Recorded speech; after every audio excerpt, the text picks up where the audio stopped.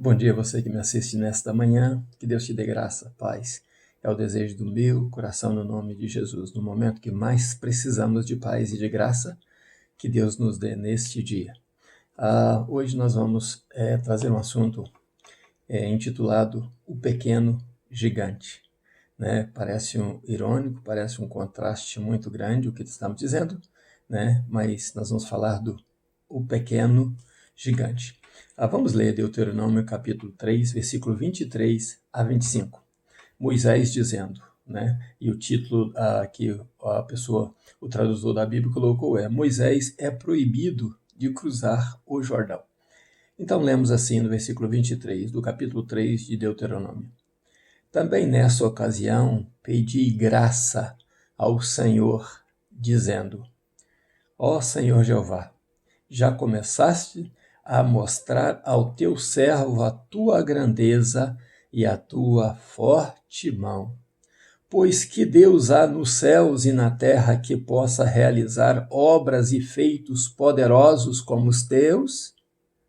Rogo-te que me deixes passar, para que veja essa boa terra que está do outro lado do Jordão, essa boa região montanhosa e o Líbano.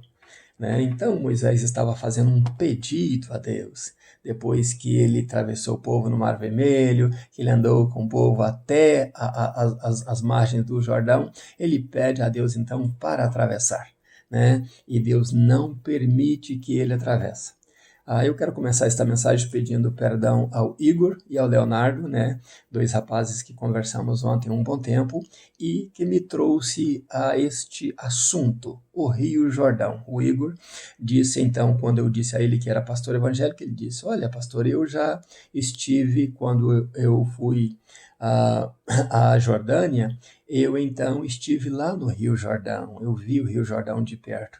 E isso virou o assunto para o nosso estudo de hoje, para a nossa palavra de hoje, né? O pequeno gigante. Então já pedi perdão aos meus amigos por usar o nome deles e vamos falar do assunto. Jordão era um rio que nascia numa encosta, né, de um monte na Síria, né, e não era muito alto, era bem abaixo ao nível, né, a poucos metros, né, acima do mar, pouquíssimos metros, e Jordão não tinha muita, geograficamente, nem muita influência, não era um rio navegável, né? Nunca passou nele uma navegação comercial. E Jordão, por ser um rio tão baixo, né? Bem baixo, abaixo do nível do mar, ele tem a história muito linda. Né, porque ele não tem o nome sírio, né? Jordão significa no hebraico o rio que corre.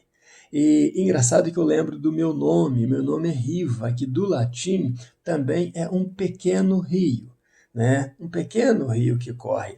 E eu gosto muito deste nome, do significado dele. Ele dá certinho, ele condiz com aquilo que eu sou. Um pequeno rio.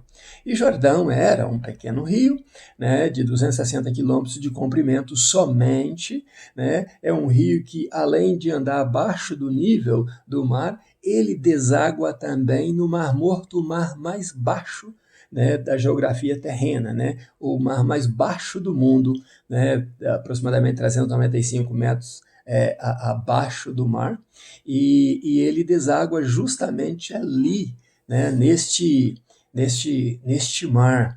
E mesmo sendo assim, Jordão tem umas correntezas fortes, né? Agora, por que ele se tornou o rio mais famoso do mundo? Né? O contraste de Nilo, que é o maior rio do mundo, não é o mais famoso.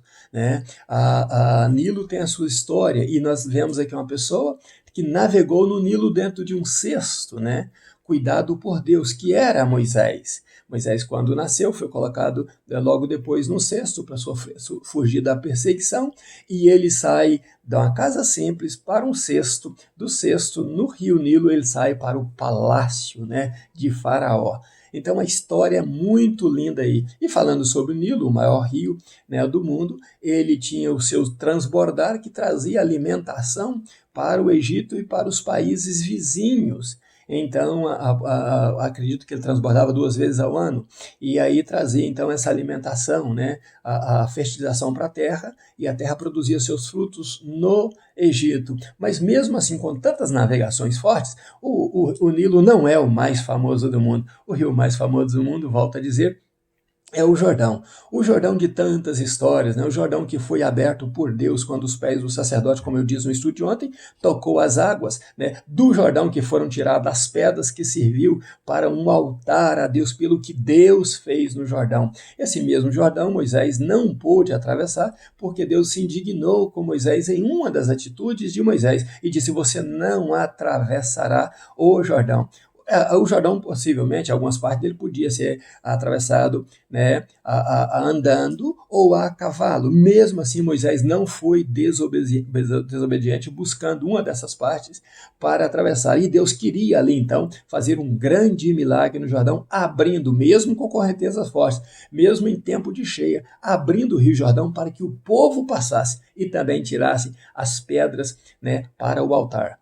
E isso é muito importante você lembrar. Quando Deus te der a vitória, tire pedras deste lugar. Tire deste lugar testemunho para que sirva de um altar de que Deus te abençoou.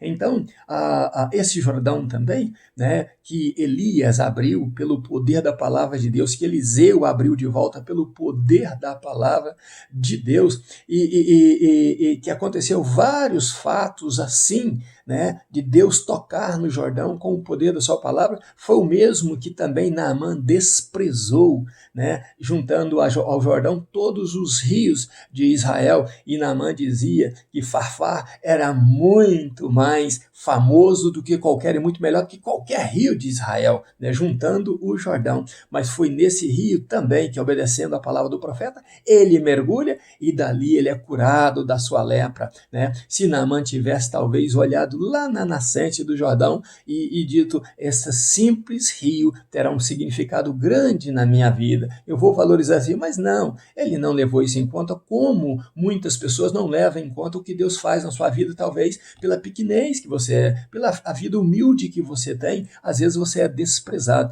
Eu, por exemplo, eu gosto de falar pelas manhãs ainda nos meus pijamas a palavra de Deus, sem maquiagem, sem montagem, sem música de fundo, sem nada, porque eu quero que você entenda que Deus te usa da forma que você é. Deus quer te usar da forma simples que você é. Não adianta ser grande rio, ser navegável, se você um dia vai se tornar também, né, pela praga, um rio de sangue. Mas é melhor você ser como um Jordão, que na sua água não foi usada para fertilizar a terra, não foi usada para agricultura, mas foi usado pelo poder de Deus para que João Batista também batizasse ali muitas pessoas e o próprio Jesus fosse mergulhado neste rio simples e humilde. Por isso, o Jordão se tornou o rio que é visitado por muitas pessoas, conhecido por muitas pessoas.